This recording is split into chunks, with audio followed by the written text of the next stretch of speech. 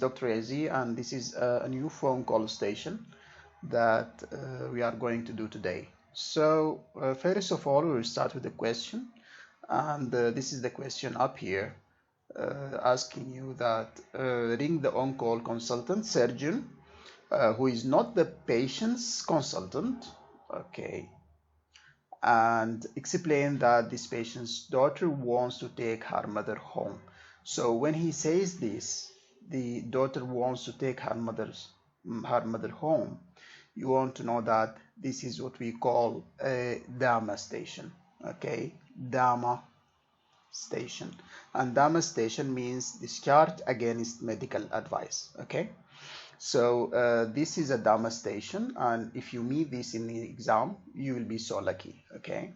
So within the next minute, you can pause this video and try to see some information here that is that will be given to you in the file. As we told in a previous lecture, if you did not see that lecture, please see it before you start this, because we mentioned the paradigm by which you are going to solve this station. This is a guaranteed full mark station, so please get there, okay? So this information will, just to conclude, will tell you that the daughter wants to take her mother. She convinced her mother to go home with her, and actually this is because the daughter is a teacher, and she is living 60 miles from the hospital, and she wants her to be with beside her, that she can save time. Another thing is that the patient actually is a case of, as I will mention here, the patient is all this information will be given in the file in the 9 minutes before the main station, which is also 9 to 10 minutes. This is the conclusion of the information that you need, okay? So here, fine, I'm going to raise this, okay? So this is the information that you are going to find. This is an 78 years old lady. They will give you the name of the lady. You want to mention it later. And she has COPD, mild left ventricular failure, and she underwent mastectomy and axillary clearance for breast cancer. And in the post-operative day 2, this is the day on which the daughter came to take her. She developed axillary discomfort with axillary swelling and shortness of breath. And the drain is passing 90 ml, suction drain 90 ml of blood. So the point here is with all these things that we have mentioned here, okay, the daughter wants to take the mother to home, and this is what all the station is about, okay? So you read the file fast within 9 minutes, and this is the information that you need to find and to collect. And if you know this station before, as in this lecture, you will not take that long time. So as we told before, there are 3 steps. First of all, you are going to introduce yourself. You are going to take the call, and this is the phone here just for you to remember that this is a phone call station, so there will be a phone there, and you are going to pick up the phone, and there is a number that will be given to you, and you are going to dial that number. So when you dial that number, somebody will respond there. You are going, number 1, as we told before, you are going to introduce yourself, okay, yourself, and plus a brief about your patient, okay? This is the first step. When you do that, the examiner will going to ask you summarize, okay? And if he said this word, which is summarize is the secret word here, summarize, okay? Summarize your case. You are going to do the next step. You are going to go to the next part of this station in your answer, and that part is you are going to tell about your case in short details, okay, because you do not have time for that. So this is the second part. The third part, as we told before, that there will be some questions. So the examiner is going to ask you some questions related to this case or clinical questions. Okay, so for this case, we are going to now solve the questions. Number one, you are going to say, so here, okay, let us use this again. So you are going to introduce yourself, as I mentioned before, and you are going to tell that, hello, you are calling. Hello, I'm Dr. So-and-so. I'm one of the candidates of the exam. Most probably you are going to tell your number also, your exam number. And I'm calling to speak to Dr. So-and-so. You are going to tell that you are working for Mr. So-and-so, Mr. Black most probably.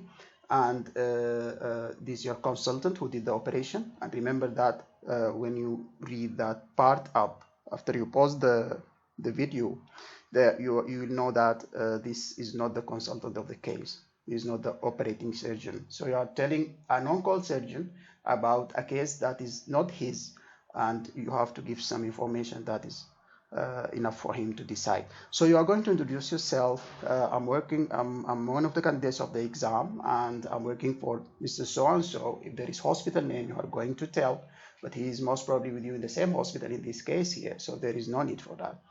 And you are going to tell something exciting, as we told in a previous video, okay, that you want to excite the one you are speaking to, because if he doesn't say that, summarize this word, summarize your case, you missed the station. So that means you did not say enough things that can excite him to listen to you. He has no time. So you are going to tell that I want to consult the on-call consultant about a patient who underwent mastectomy and axillary clearance for breast cancer. That's it. So this is your introduction. It will take about maybe 20 seconds only. Okay, 20 seconds. Well, so you finish this. If you did good in this part, he is going to say to you, summarize your case. Okay, and when he says summarize your case, you are going to tell this information. Okay, this is the information that you are going to tell to him.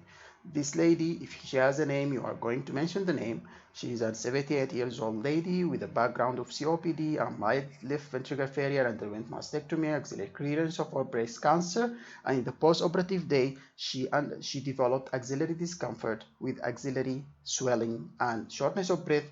Drain contains 90 ml of blood. Her daughter wants to take her home. This is your main reason of call, because here they told me the daughter wants to take her mother home, and this is, as we mentioned before, this is a DAMA or discharge against medical advice station. Okay, so you have to put that in your mind. This is your main point here. Okay, you are going to tell him that if this is mentioned in the file, you do not need to bring anything from outside, that I was discussing with the daughter and the mother for about 20 minutes, and unfortunately I could not convince them, for example. Okay, so after you finish this part, now you finish this, you see it doesn't take a long time. So you are going to go to the questions. Okay, and for the questions we are going to take another clear page. So the examiner may ask you 6 to 7 questions in this case here, and you want to be ready for them.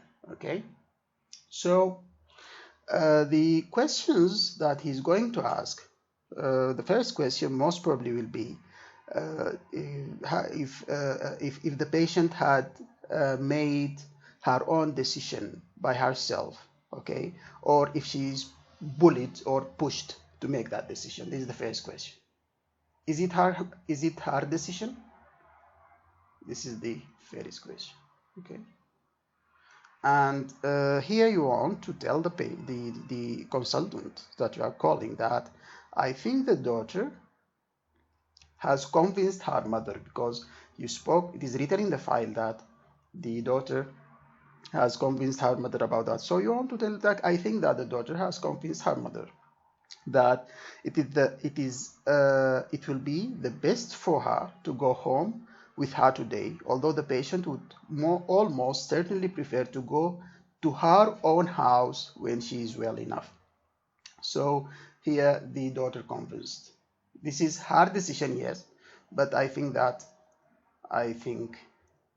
she is pushed by her daughter. Okay, this is the answer for the first question. Okay, let's go to the next question here. And the next question will be, if the patient is sufficiently alert to make her own decision, it is about if the patient is competent or not. If the patient is competent, in other words, okay. And in this way here, in this point, you are going to tell, always you are going to tell the truth, but it is all in the file. So you want to tell that, yes, she is competent. Okay, this is mentioned in the file. You are not going to examine the patient, and there is no real patient actually. So you are going to tell yes, okay, she has the competence to make an informed decision. Okay, because most probably at the end she has to sign.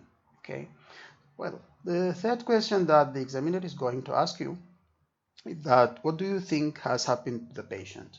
Okay, what happened? And what happened to the patient? In other words, what is your differential for the swelling and shortness of breath? What is your differential diagnosis? Okay, and here in this point you have two differential diagnoses. Okay, the first differential diagnosis that you are going to tell here is that this patient most probably has axillary swelling, and I think that maybe number one, she has reactionary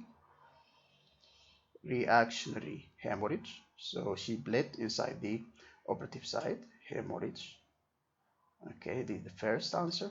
And the second differential is that because she has shortness of breath, also you want to mention that I should consider also DVT in the axillary vein and pulmonary embolism. Okay, pulmonary embolism. This will show the cause of the swelling in addition to the shortness of breath. Okay, well, so now we are going to go to the I think fourth question now. Okay, and the fourth question from the examiner will be on the other side of the phone, that he's going to ask you what is your plan in the event of these complications. You mentioned these complications, and now what is your plan for this patient? Okay, so what is your plan? We are going to mention a plan here. Okay, and this plan will be like this. First of all, you have two differential diagnoses. You want to mention your plan according to each of them. So if you are mentioning number one, the reactionary hemorrhage, okay, in this case you are going to prepare full blood count, right? First step. And you are going to, in this, you are going to check hemoglobin definitely. Okay, and if the hemorrhage is continuing still, you are going to plan for hematoma evacuation, right? If this is the right diagnosis, hematoma evacuation. Okay, this is clear, I think. Well, then after that you are going to go to your next differential, which is DVT plus pulmonary embolism. Okay, so you are going to do this also in addition plus 2. If I am suspecting DVT and pulmonary embolism, what is your investigation of choice? You are going to do CT pulmonary angio or CTPA. Okay, this for the second diagnosis, this for the first. Well, so now we are going to the last question, which is the $1 million question, and you want to focus on this because it has many parts. Okay, well, so fifth question is that what will you do if they are insisting to go home?